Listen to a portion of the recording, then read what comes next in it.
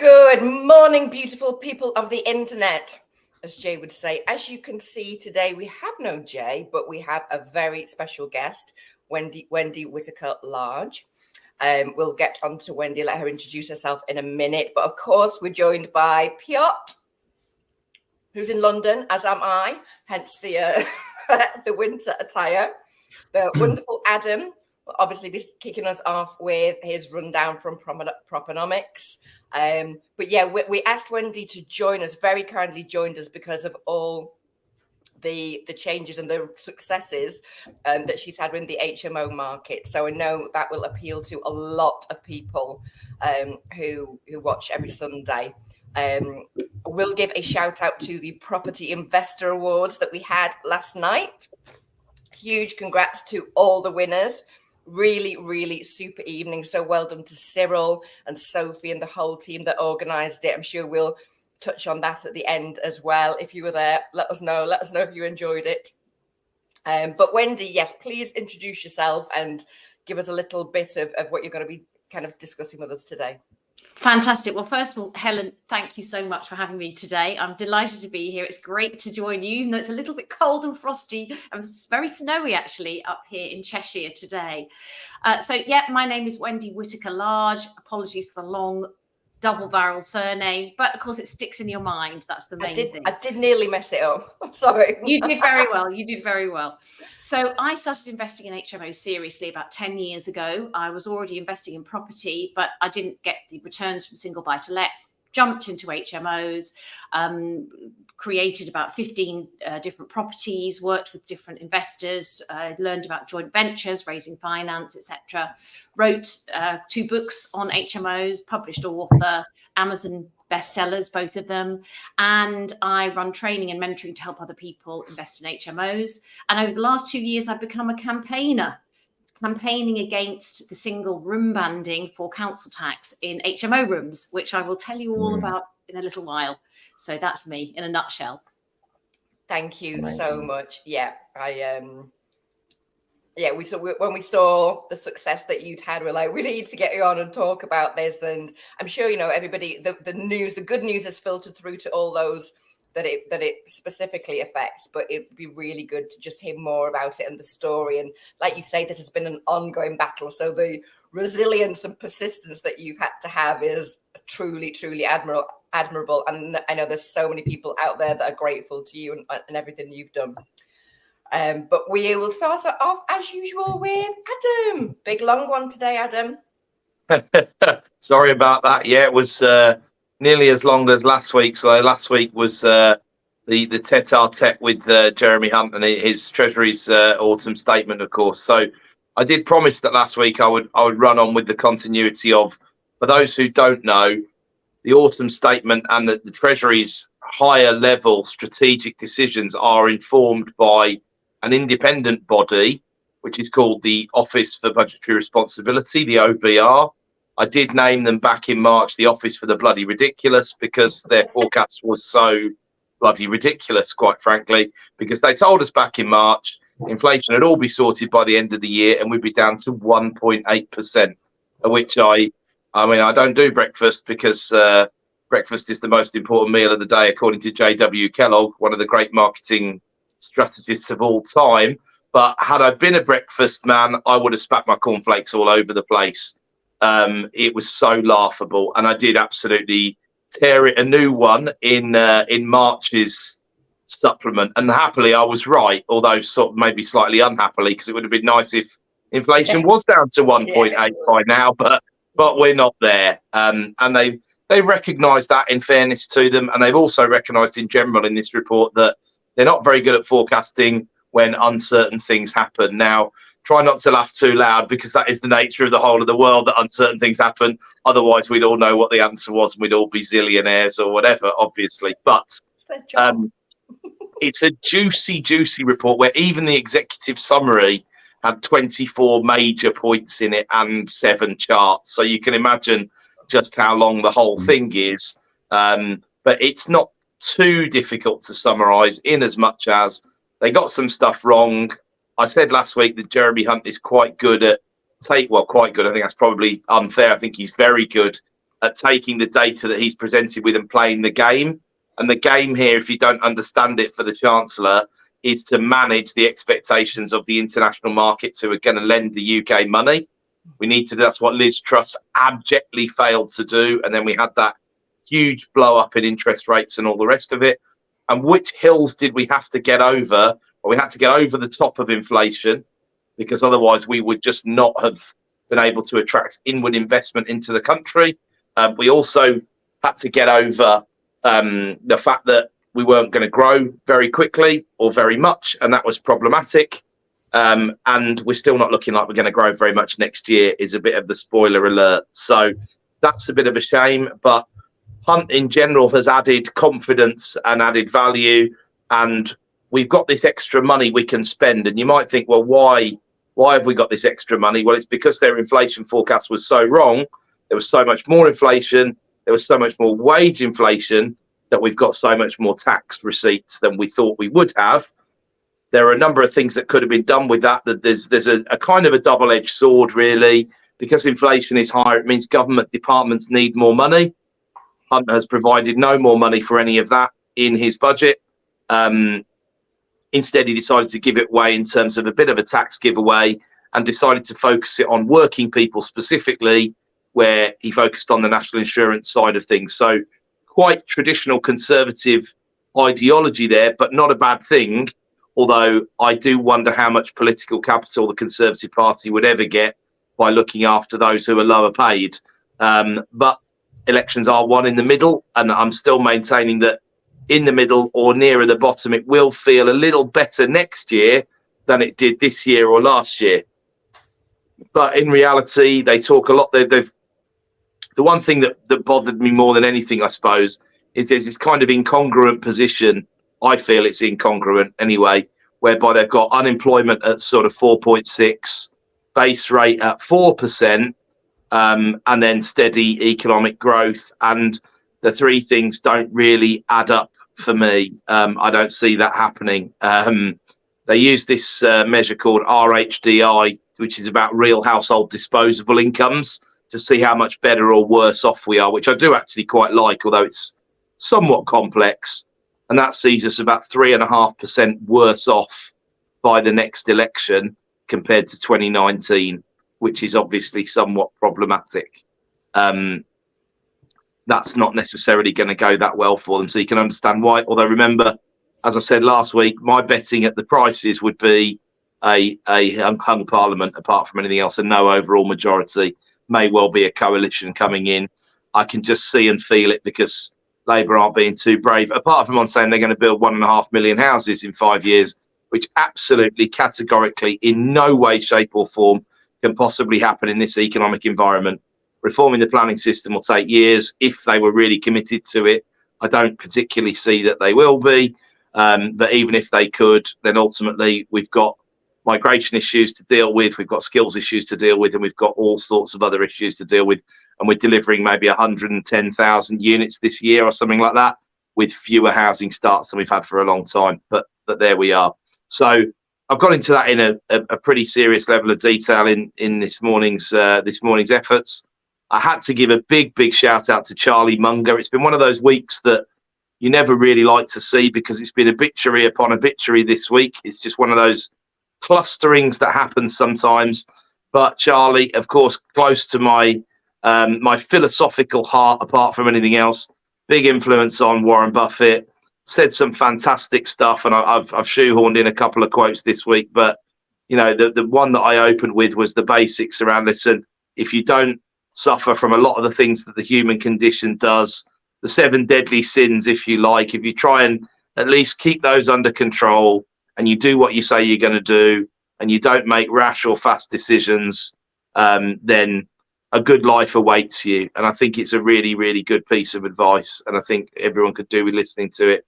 I think the other one that I really loved from seeing all the quotes that I've seen this week is his big impact on Buffett, which was, instead of doing, I would probably argue, what I've done a lot of the time in property, which is Ben Graham in The Intelligent Investor calls it picking up the cigar butts off the street, buying pretty rubbish stuff, making it as good as you're ever going to, and holding on to it. Instead of that, Munger was much bigger fan of buying a really great company at a fair price. And that's a really interesting thing to get your head around, because I would say that in the last 12 months, we've done that for the first time. We bought a business nearly at its peak in a good environment at a good price, and actually absolutely no regrets from doing that. And I'd love to do 10 more deals like that rather than 10 more of the sort of ones I've maybe done over the years. Definitely a better experience so far anyway, as long as you get everything loosely right in terms of your due diligence, of course. I also had to go on a bit of a rant. So I went into inflation in some level of detail, because I'll do this very briefly. There's this notion of profit-led inflation that's been really popularised by the chief economist at UBS, Paul Donovan, who I'm a big fan of. But basically, to chunk it down, we had the inflation that came from people buying lots of durable goods during the pandemic. So that would have been your hot tubs and your Peloton and all the rest of it. Then we had the inflation that came from commodity prices going up. You'll remember what happened to lumber, and then the resultant cost of CLS and associated wood products, of course. And then we've had this third wave, which is kind of profit-led inflation, where companies just put prices up in order to increase margins or because they can. And it's this third one that I'm struggling with the concept of. I'm not really sure I buy into it as much as Paul does. But I do feel that certainly companies have seen opportunities and taken them over the past few years. I know that anecdotally. I know that from talking to other business owners. I've heard people say the phrase, "There's never been as good a time as this to put prices up." Of course, just because prices have gone up doesn't mean they're making more profit, naturally. So I heard the other day the S&P 500 is pricing in about a 10% growth in profits next year. Now, of course, the US have largely conquered their inflationary issues, although they're still in the slop around the sort of 3.5% mark at the moment. But profits up 10% when there's so much pressure on wages just seems unlikely. It seems even less likely to me in the UK. And that's why I feel unemployment is on the trend upwards and will go above what the OBR have been saying, apart from anything else. But I then fed this into a rant, and this was inspired by one of my consultancy clients this week who told me about a 2-year fixed rate mortgage that he was taking up on a relatively tricky property. So the bones of that were 7% arrangement fee. Yes, that is 7. 5%-ish pay rate. Of course, don't forget the legals and all the other frictional costs there might be, broker fees and all the rest of it. And so basically we're looking at 8.5% a year if we just slice the arrangement fee in 2 and add that to the pay rate. You're looking at 8.5% a year plus frictionals. Seriously expensive capital. Now, I've had a problem with this for the last 12, 13, 14 months into the trust administration, in terms of people saying, I'll take a 2-year, things will improve. It's like, whoa, hold on, stop right there. Why do you think that things are guaranteed to improve apart from anything else? And what we've seen over the last 12 months is actually higher rates than when Truss and Kwarteng were in charge. That characterises the period between about June and October, early October this year, where we were at a really difficult point at a couple of points there, where another 0.25% could have been really problematic, because we're sort of walking the tightrope, with the leverage. We've retreated a lot from there now, and that's great, but we're not guaranteed that we're completely out the woods yet. In fact, it's unlikely. So we've seen a decent drop in inflation in the States and in the EU. But as I've said a number of times before, we're a fair few months behind that economic cycle. And we're now 14 months after I first heard people say, get a 2-year mortgage and it'll be sorted by the end. You're only about 4 months away from looking at remortgage products again if you did that. Apart from the fact that I can't fathom why you would want to cope with that much administration in your business. But I think really, really importantly, one of the messages I want people to take out of the pandemic is that you've got to insure against volatility, and you don't insure against volatility by getting more and more shorter term debt. You have to look at longer term debt. And I felt a bit lonely this year. I mean, don't cry for me, Argentina, but I felt a bit lonely this year in my position of just get a 5-year fix and get on with it, right? If it doesn't work, sell the property, look at a more active asset management strategy, but also be a bit philosophical at a time like this. Margins are seriously cut, or they have been seriously cut, but we're in a very inflationary rent environment. So expect that your first 12 months of a 5-year might not look very good, but as long as it stacks up on interest coverage, yeah, year 2 will look a bit better, year 3 will look better again, year 4 will look better again, and year 5 should be happy days, because the one forecast I am agreeing with in a lot of the bigger publications is 25% plus rent rises over the next 5 years. You know, Hunt's autumn statement gave the fuel for that, with minimum wage going up 10% more and the likely resultant wage increases that we'll see. It preserves that affordability. And whereas historically rent has nowhere near kept pace with inflation, let alone wage inflation over the past 20 odd years. And I say 20 odd years because that's all the time we've got data for. We're now in an environment where that's changing. And of course, the market has to react. If the market is flat in terms of capital and it's expensive to borrow money, then there's only 2 things that can happen. Either people are going to leave the sector in complete droves, or rents are going to have to come upwards in order to provide homes that people badly need. And then one more minor rant that I went on as well was on the back of a Facebook post, which was about someone leaving the private rental sector and saying, right, I've tried property, it hasn't worked for me, basically. And tons and tons of reactions and comments about this. And again, it made me think, wow, what are people playing at to an extent? Because the poster was like, well, I've got my money in the bank at 5% interest. And I'm thinking, okay, but inflation is 4.6 and you've got to pay tax. So you perversely, you're in a situation where you're better off at 1% interest and 0 inflation than you are at 5% and 4.8 with the tax system being where it is, you know. But I anyway. think actually, Adam, the other thing is the compound effect of inflation. It's not a flat figure. You know, if you have 5% inflation one year, 4% the next, and 3% the next, okay, the annualized rate is going down, but actually the compound effect is still continuing. So you have to have negative inflation in order to counteract positive inflation. We need to be in a deflationary environment to make back any of the money. And of course, as you rightly said, rents are always sticky. They're sticky going upwards. Rents very rarely go down. They're always sticky going upwards.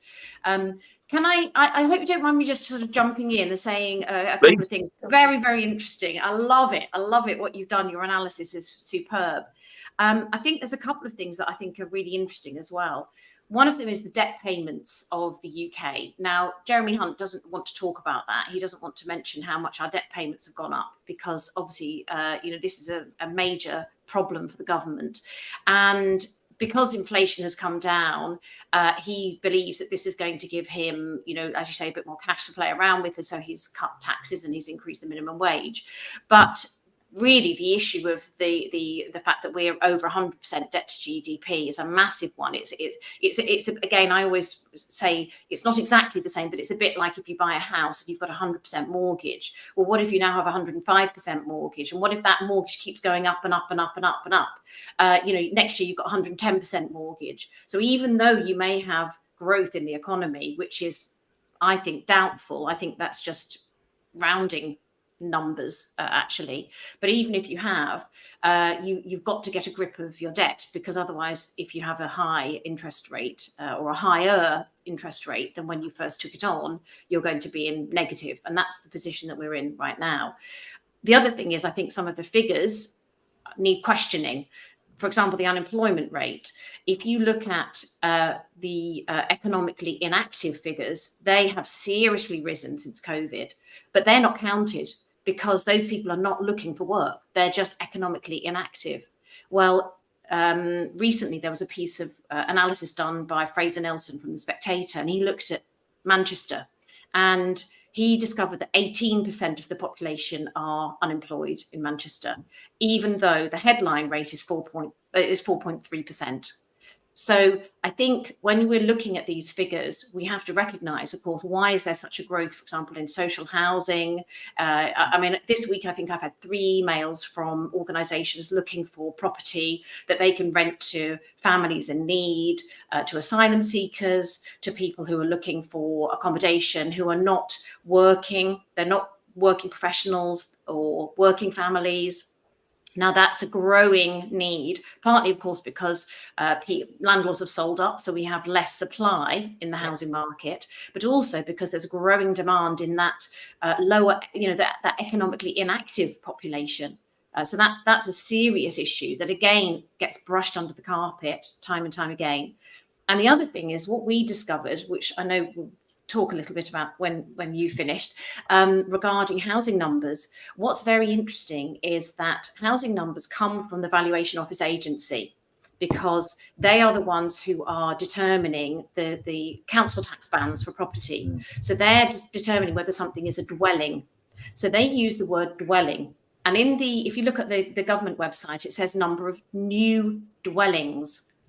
So, but then the media interpret that as houses. Well, it's not houses, because we discovered that about 5% of those dwellings are HMO rooms because of the rebanding of the VOA, which of course is not going to happen anymore. So those figures will have to be massaged differently. But again, I think this is where we have to be quite wary of government figures, and it's only by really drilling down and asking, where is this information coming from, and what does it really mean, and where is it drawn from, that we can actually get the truth. Which is why I think what you're doing is, absolutely marvelous work. The other piece that I don't know if you know much about is the bank term funding program in the US. Have you come across this program?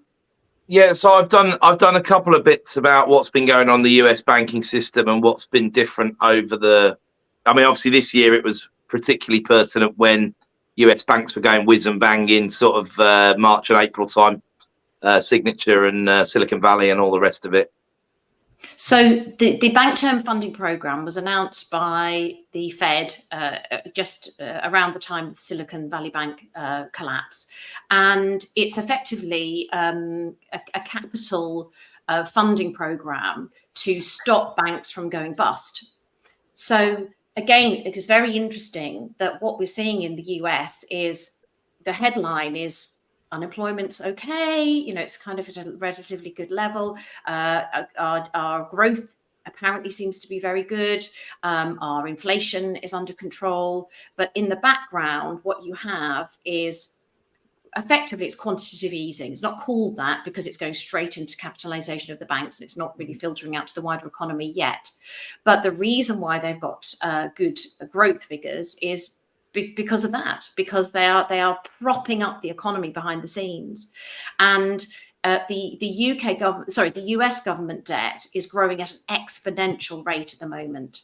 And I think while we might say, well, everything looks a bit more stable, and what you said is you don't think long-term rates are necessarily going to come down. I'm not so sure, because I think if you look at bond yields, we can see the longer-term bond yields are actually diving. They're going down, and while swap rates are much more correlated with overnight bank repo, actually long-term bond rates will eventually filter through into the interest rates that the central banks will be setting, and will affect mortgages.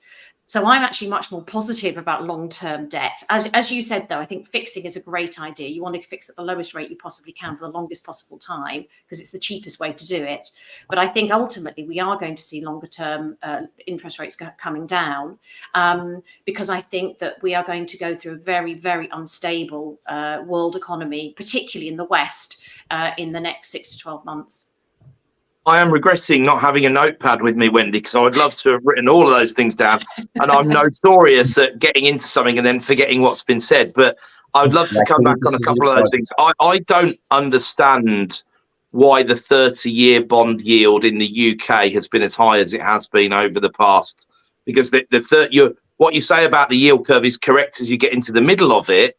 But then as you go further into the future, out to the 30, it's coming right back up again. So even this morning or Friday's close, it's about 4.67, I think it was, which is incredibly high, I think. And I was I do an investment mastermind podcast on Rod's podcast every quarter.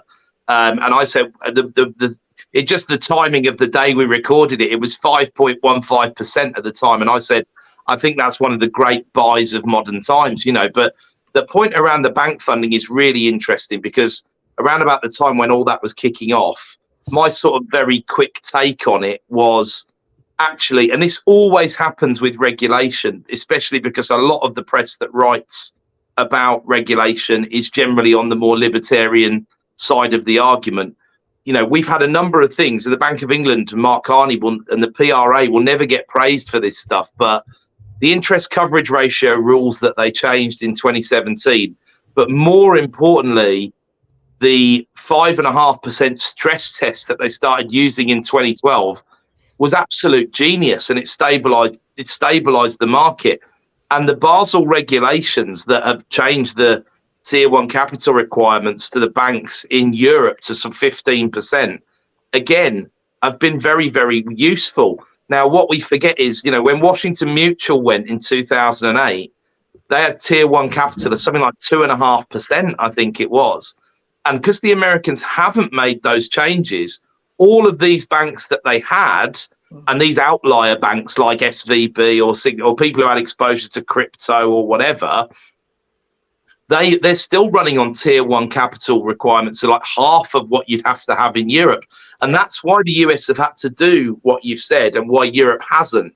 But like you say, nobody wants to talk about it because nobody wants to foster or approve regulation apart from anything else, even when it works. And that is light touch, good quality regulation is actually what regulation, in my mind, should all be about. I'm a libertarian, not an authoritarian by heart, but I believe in light regulation with teeth when it works, not when it's set by cronies or idiots, which unfortunately we tend to get one or the other or both. But that's absolutely what's going on. And luckily, we're not seeing that in the UK because we aren't having to prop up in the same way. But the downside of not propping up, I mean, I think in many ways, we're doing quite well to have returned the growth numbers that we have, because everything's against us. But as you rightly say, you've got to be very careful about what you look at. And when you look at GDP, it's not a very good measure on its own. GDP per capita is down because we've just grown GDP by importing people. I mean, that's a mathematical fact of the equation. Something else that Fraser talks about quite a lot, actually, in The Spectator.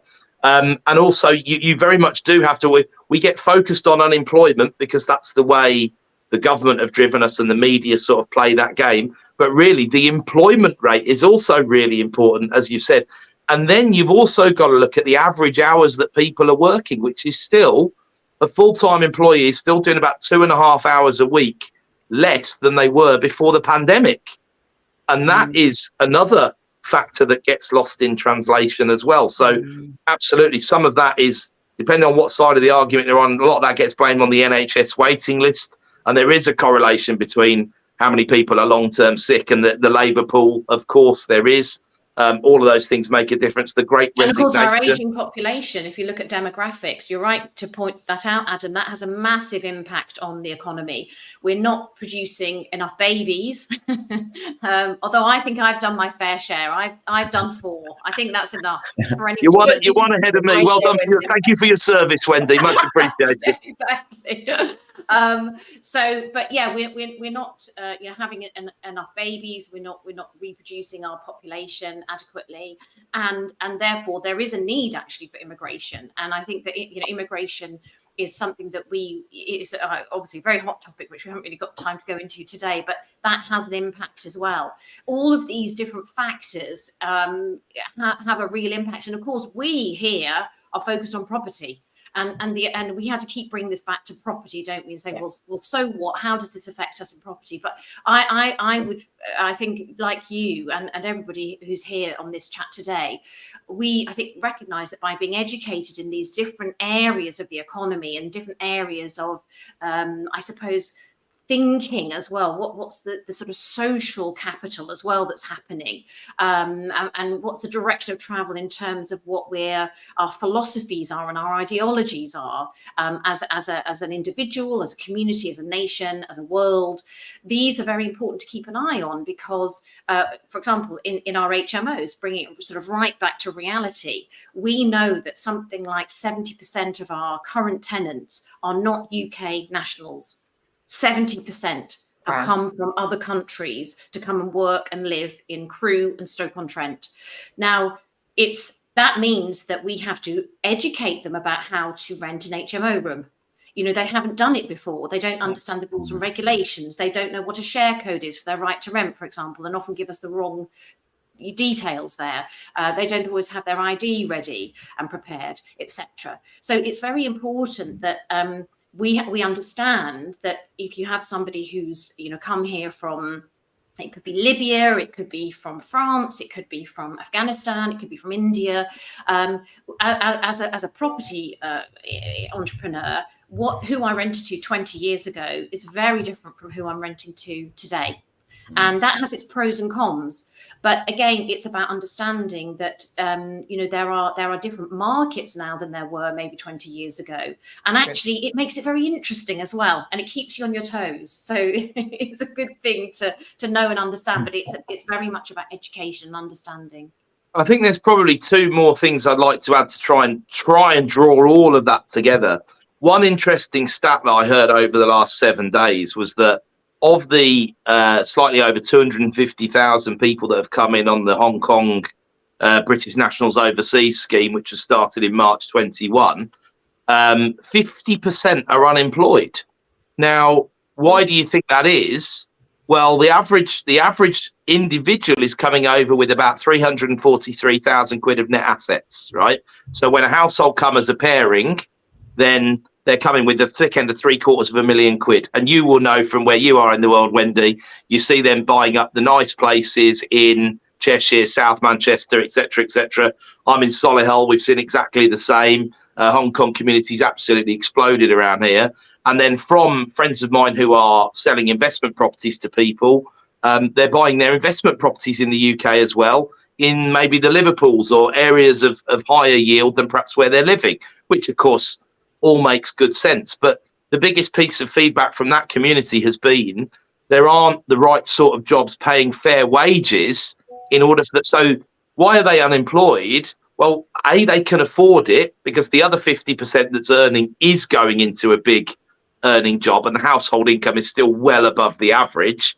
B, they've got those net assets anyway. Now, of course, you don't get net assets by sitting on your backside not doing anything. You get them by going out to work apart from anything else. But they don't need to go tomorrow to go out to work. So they're waiting for the right sorts of opportunities. And these sort of high wage, high skill jobs that Boris wanted to create and talked about are obviously not there even in those areas. Or if they are, then those, well, and I think they are probably certainly in the Cheshires and the Solihull's of the world, but the employers aren't integrating with that new Hong Kong community to bring it on board.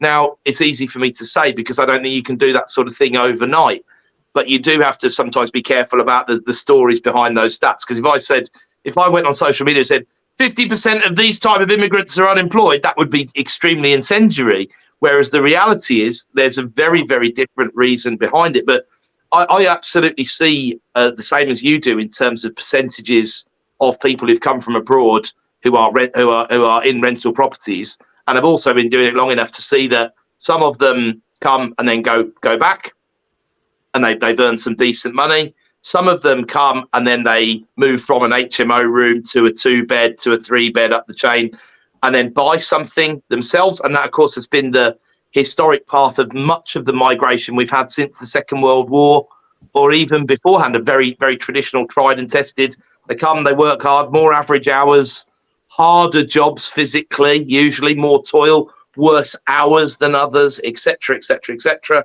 And unsurprisingly, success leaves clues, and that they second and third generation get to reap the benefits usually of what you often see, migrant families where mum and dad look, they're 70 years old, but they've been broken by the amount of work that they've done, whereas the sons and the grandsons and all the rest of it, are extremely well presented, look like they've got fantastic lives, and they're doing a very good tertiary industry service job or whatever, And driving around in supercars. Absolutely.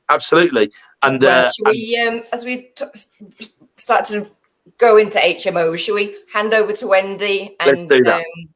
Let's get you into Okay. the juicy detail of what Great. you're here to Well, talk about. first of all, thank you very much for letting me interrupt Adam there. I know he's on a roll, and it's very, very interesting. Quite an achievement, Wendy.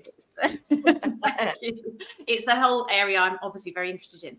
So yeah, let me tell you the headline, the fantastic headline that we should all be celebrating, and I haven't stopped celebrating since it was announced. Good. Was that the government is going to stop individual rooms in HMOs being banded for council tax. Now, this has been a real fight, a real campaign, and a real victory. And it's not just a victory, of course, for me or the HMO Council Tax Reform Group who led the charge, but it's for the whole community. Yeah. And I really think we should take this. And I know it's a very niche problem that was solved. It's a very, very small problem that's in a fairly niche industry. And actually the numbers are not massive. They could have been massive. And I think we've actually averted a huge problem in HMOs because this was becoming really quite a growth matter. The Valuation Office Agency were doing this repeatedly, more and more regularly, more and more often. But of course, it was being done very sporadically as well. So you might have a street where you've got 5 HMOs. You can imagine a typical street of Victorian properties. Lots of investors come and go, oh, yeah, that would make a great HMO. And many of them will then, buy another one in the street. We've got numerous properties, 2 or 3 in the same street because it's the same architecture. You just kind of know it works. But what if you found that one of your HMOs has been rebanded, so all the rooms now have council tax payable on them, but the one that you own 2 doors down has been just kind of ignored, and maybe your mate's one 3 doors down has also been ignored, but then another investor that you know across the road has also been rebanded. This is the situation that we found ourselves in.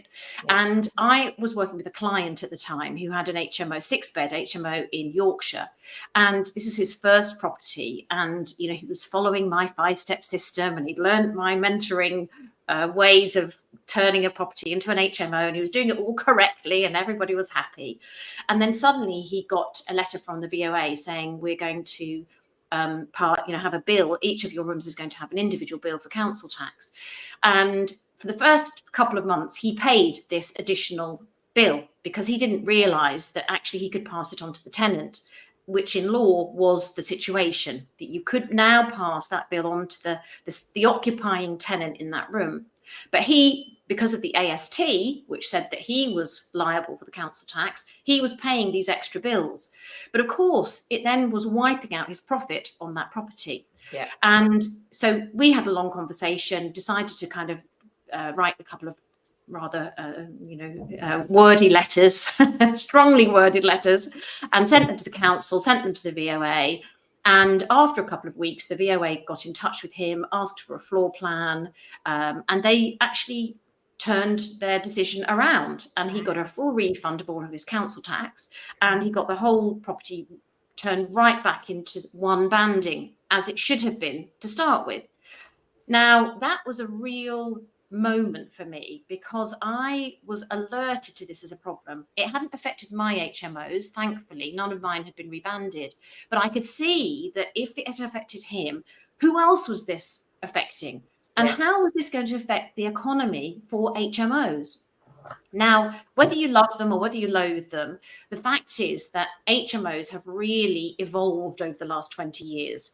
I mean, in my book, Extraordinary Profits from Ordinary Properties, I talk a little bit about the history of HMOs. And, when we talk about crowded housing or tenement housing of the Victorian era, that was really the kind of birth of the HMO, where people would rent a room and share a bathroom or a cooking facility. And that's how it kind of started. And as the years have gone on, of course, we've had a strong student market in HMOs, but come the sort of, I think probably the early 2000s, there was a beginning, particularly in cities, of growth of this type of housing, this property for professionals, people who are working.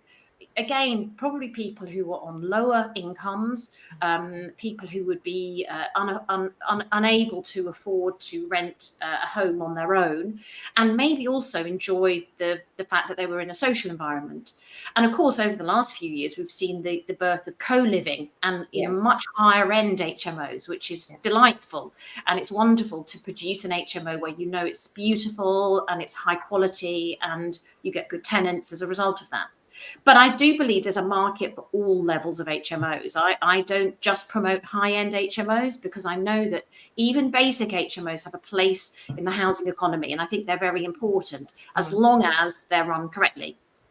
Anyway, so this particular client alerted me to this situation, and I thought, this is not good.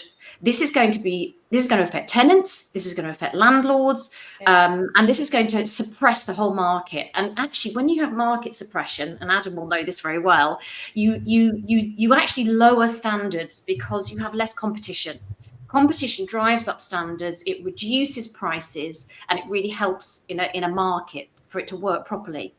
So I started to sort of put some feelers out, and I started to talk about the issue. And a couple of people came to me and said, "Oh, Wendy, you must speak to this guy called Darren Brewer. He's based down in Portsmouth, and he's had some of his HMOs rebanded, and he's trying to fight this." So Darren and I got on the phone, and we had a couple of long chats. And he was working with a barrister called Alan. Now, Alan Murdy is a phenomenal individual. He is the UK council tax expert, bar none. He's absolutely amazing. What he doesn't know about council tax isn't worth knowing, frankly. He's written 14 editions of the council tax handbook. He has represented hundreds of people in court to either deal with their backdated council tax or wrongly apportioned bills or all sorts of issues to do with council tax. And not only the way it's handled at the council, but also the way it's been handled by the Valuation Office agency. So he really knows his way around the system. So Darren, Alan and I had an initial call, and we agreed that there was enough focus, knowledge, energy to campaign. And so we set up the HMO Council Tax Reform Group. Now, at that stage, it was very much an uphill battle. Every tribunal that Alan was going to, where he was representing an HMO landlord, he was losing. We had very few wins. We had very little hope of winning.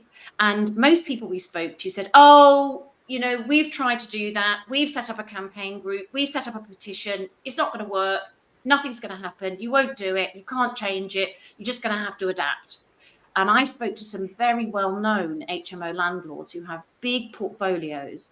And even they said to me, "Wendy, it's a dead cause. Forget it. It's never going to happen. Look what happened with Section 24. Look what's happened with the other regulation that the government has brought in. You will never change it." But I just thought, well, you give me a challenge and I'm going to go for it. You know, the what did they say? The mountain didn't come to Muhammad. Muhammad went to the mountain. And I felt that this was actually really important for me. I felt almost a sense of calling to do this. I felt absolutely like my energy and my focus was going to go into this campaign, and I was not going to stop until we had a victory. I felt so strongly about it. And one of the reasons why I was very fired up was because of the number of awful stories that I came across from people who had their HMO rebanded and had lost all their money. Either their property portfolio was no longer profitable. We heard stories of suicide, terrible stories of depression. We heard just awful stories of people who had their whole HMO portfolio effectively wiped out. And I think one of the things that drives me is justice. Justice is a very important value to me. Freedom is probably my top value, but justice is a second value. Now, I don't call it fairness, because I think fairness is really very difficult to interpret. It's very difficult to say what is fair. What does fairness really mean? Objective. But I think, yes, correct. But I think justice is slightly different. It's a bit like if you were driving along a 30-mile-an-hour speed limit on a road and the police were waiting there, you know, they had their speed cameras on, and maybe you were driving at 40 miles an hour and they go, oh, that's Helen. We like Helen. Bye, Helen. And you drive past and nobody does anything, and you don't get a speeding fine, and you don't get a letter in the post saying you've got to go on a speeding awareness course. But then the next person who drives down the road, let's say it's me, and I'm driving at, say, 28 miles an hour, they clock me and they say, you're driving too fast. And I say, well, hang on a minute, it's a 30-mile-an-hour zone. And they go, yeah, we just don't like you. We don't like your car. We don't like your hair. We don't like you. We're going to clock you and you get fined. And that's injustice, because we have a very clear, objective set of measures, and they're being completely thrown away for the whim of somebody in government to say your HMO should be rebanded, but yours doesn't need to be rebanded. It's what's called picking winners, and the government should not be in the business of picking winners. No, so inconsistent. Yeah. Inconsistent, discriminatory. You could argue it's discriminatory, and of course it has a massive impact. So we then started to set up a Facebook group. We started to run webinars to try and educate people. And of course, a lot of people then started coming out of the woodwork saying, oh, it's affected me. Can you help me? What advice would you give to me? What should I do next? And so we compiled lots of different help files, and slowly but surely we had other people join the committee. So we had a great bunch of people who are still on the committee today, people like Matt Baker, Neil Chadder, John McClelland, Robert Johnson, and we have a couple of admin people as well. And we started to devise letters that we were sending to people to send to their MPs. So we had a lot of people write to their MPs about it, which I think raised the issue. Yeah. Then Darren was able to speak to Caroline Dinage, who's his MP down in Hampshire, and she raised it in the Commons. In fact, she raised it as an amendment. Now, this is when you have a piece of legislation, you probably heard that you can have amendments to that legislation. And even at the moment with the Renters Reform Bill, certain amendments have been written to try and slightly adjust the Renters Reform Bill, which is very good because it doesn't really address HMOs. But that's a whole other topic. So slowly but surely, our message started to filter up to the House of Commons and to the powers that be. Yeah. And then suddenly this year, I'm sure you were aware of this, from January, we heard that the Department of Housing were going to run a consultation. And it was a very detailed consultation. I don't know if you looked at it, but anyone who's an HMO investor and replied to that consultation would have thought, good grief, this is like a degree level question in housing policy. How do I answer these questions? So again, we ran some webinars, we offered some help files, we gave people sort of standardized templated answers that they could use, which would help us in our fight against this practice. And then we waited and waited. And these government consultations can sometimes take years before you hear the answer. So again, last summer, we started to write off again to our MPs, and we again templated letter, please send this to your MPs. What's happening about the consultation? We haven't had a result. And then literally, Helen, completely out of the blue, I had flown the day before to Cyprus. This was only 3 or 4 weeks ago. Went to Cyprus for half term, and on the Friday I got suddenly this message came through, press release from the Department of Levelling Up, Housing and Local Communities. HMOs are going to be treated as one band. They're not going to be treated individually for individual rooms of council tax. There's going to be one band of council tax for one property. And it's going to happen from the 7th of November. That's when the legislation was going to be signed, which was actually happened to coincide with the King's speech. And it was enacted on the 1st of December. So just 2 days ago. Woohoo! Absolutely. Well done. Wow. I bet you had a few cocktails that night, Wendy. I did, absolutely. And it really has been absolutely it was an incredibly sudden announcement, but also an incredible win, because we had also expected that Michael Gove might say, well, anything larger than 20 bedrooms, I think we've got to treat that differently. Exceptional circumstances is the phrase that he used in a letter. But there were no exceptional circumstances. If it's an HMO, as defined by the 2004 Housing Act, it will be one banding for council tax. Absolutely fantastic. So it just, what it does is it opens the door. It means that now, if you thought about doing a commercial conversion, but you were worried because that might trip the system to then have the VOA come out and reband all the rooms, or determine them all as individual dwellings, that won't happen anymore. So go and get those high street shops, buildings, pubs, those empty buildings that are looking like they're who else is going to do anything with them? The government isn't going to do, the council isn't going to do anything with them, but we as property investors, we're the ones who have the vision and the drive, and we know how to do it. We can revive our towns, our cities, and our villages, and I think HMOs is a great way to do that. So this whole policy change, is it applicable only going forward, or that those properties were banded with the higher council tax or the individual banding, are those kind of payments to be refunded? How is it applicable? What's the detail of the actual kind of? Yeah, well, it's a great question, Piotr, and I thank you for asking it. So you're absolutely right that from the 1st of December onwards, all HMOs will only have the one council tax bill. And if your HMO doesn't automatically get reset from the 1st of December, you will probably need to put in a proposal to the VOA and say, please reset my council tax. So if you've got an HMO that has had all the rooms separately banded, it will be reset from the 1st of December. But as for backdated bills, it's a very good point, and we're working on that at the moment. We're trying to persuade the government to write off backdated bills for council tax where the house has had multiple rooms. Having said that, in some situations, what landlords are asking is that they're backdated, because what they have done is where the house has been disaggregated, as it's called, they've then made arrangements with their tenants for the tenants to pay the council tax.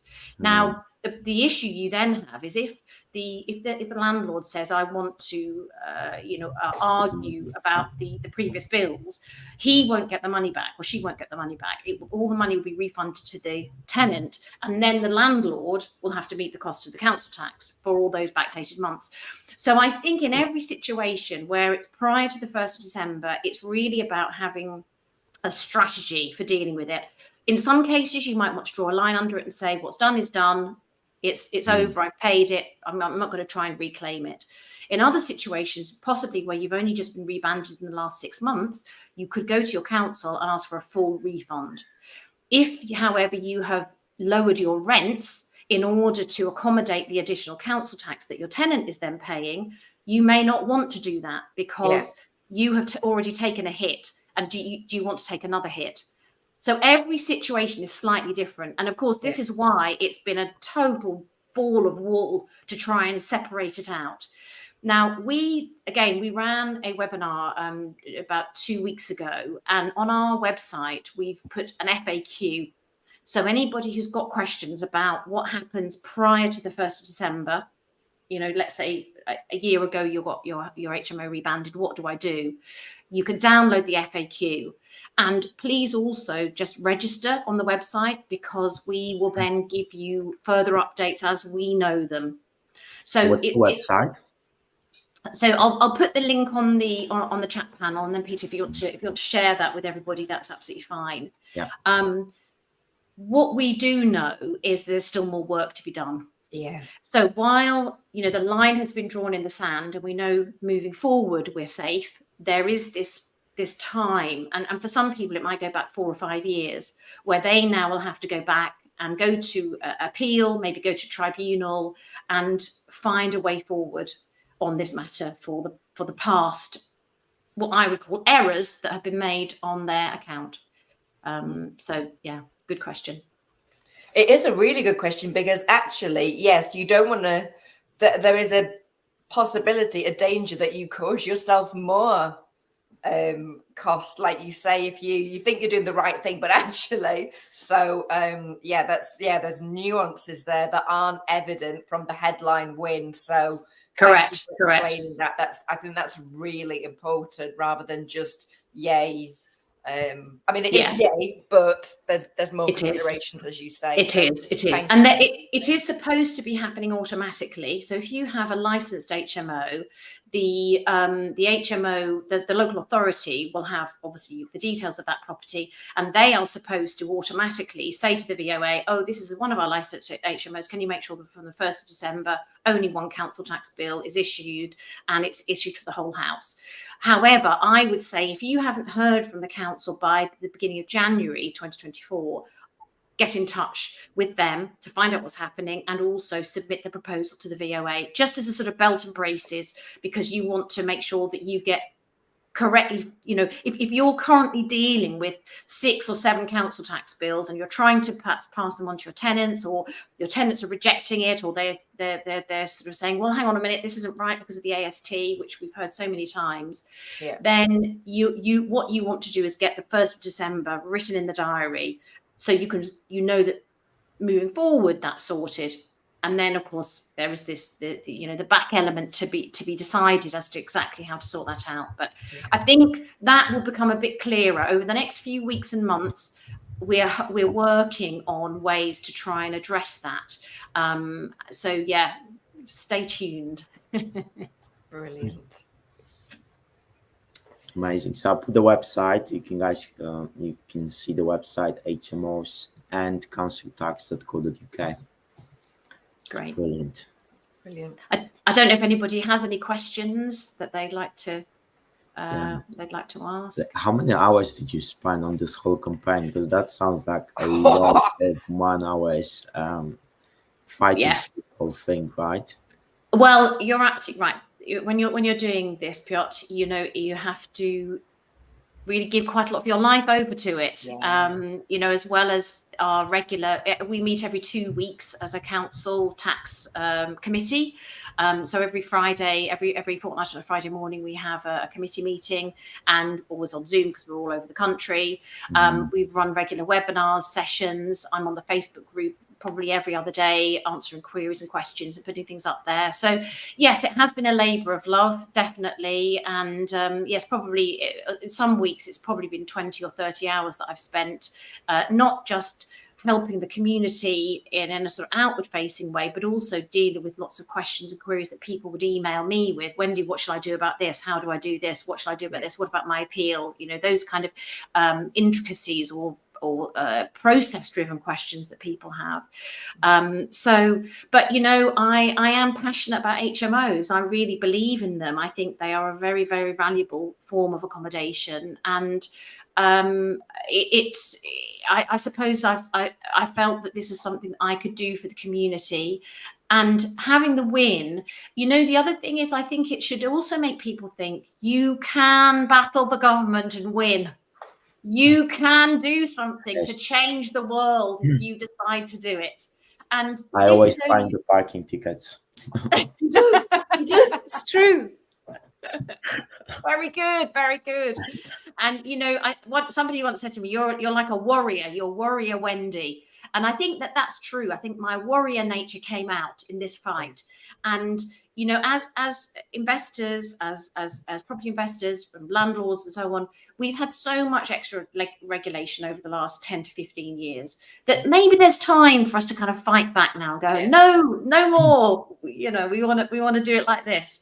So I think it's very, very optimistic. It's very hopeful, and it just goes to show that when you have a group of people who are committed to a cause and want to make something happen, you can do it.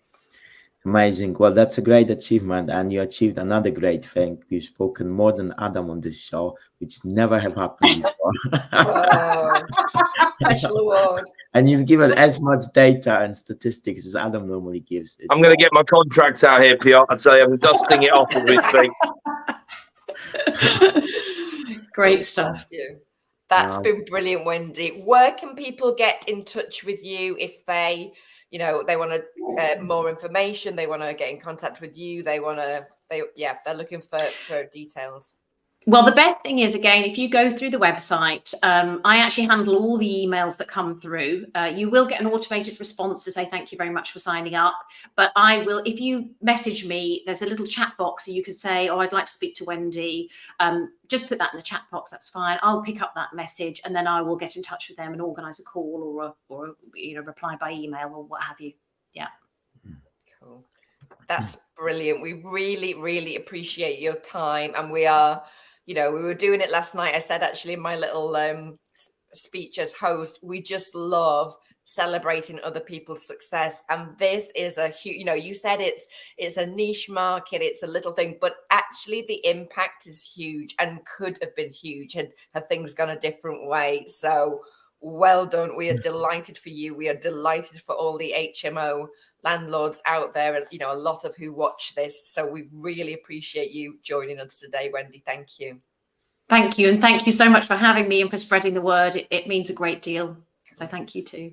It's just fabulous that justice has prevailed, and in dead seriousness, genuinely thank you for your service. The whole property community, if they haven't already, should be thanking you for what you've done, because it's so important, and HMOs are such a critical part of housing. And as you said in the data point, around 5% of rooms being included as houses or whatever, the flip side of that is 5% of things that were being created were HMO. So that tells you how important it is. And often those tenants are, as you say, potentially from abroad, potentially on lower incomes and all the rest of it. Not always, of course, but sometimes they are. And that is definitely there's some irony in the Department of Levelling Up having been the department that's melded together with housing and communities in order to come to, for once, a fair and reasonable conclusion. So happy days, and well done. Thank you.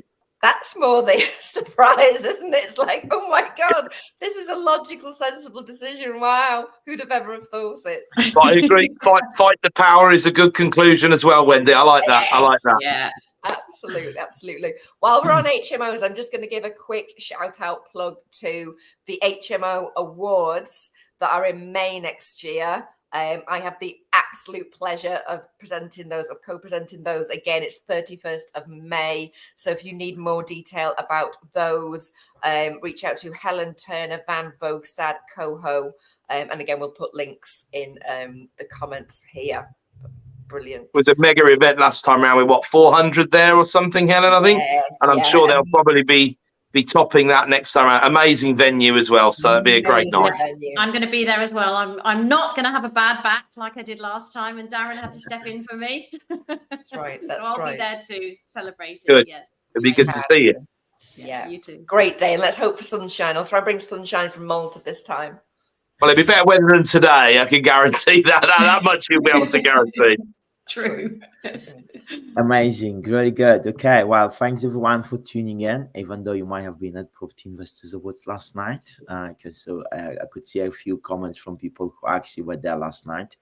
And thank you, Wendy, for tuning in with us and providing this valuable content. And thanks, Adam, Helen, and see you all guys next week. Yeah, thanks everybody. The Property Investor Awards and the winners, and what a great night it was. We can do that next week when we're feeling a bit, more humane. Yeah, it's more when it's kind of, it gets a little bit less rough. Great Sunday, everybody. Yeah, thanks, everybody.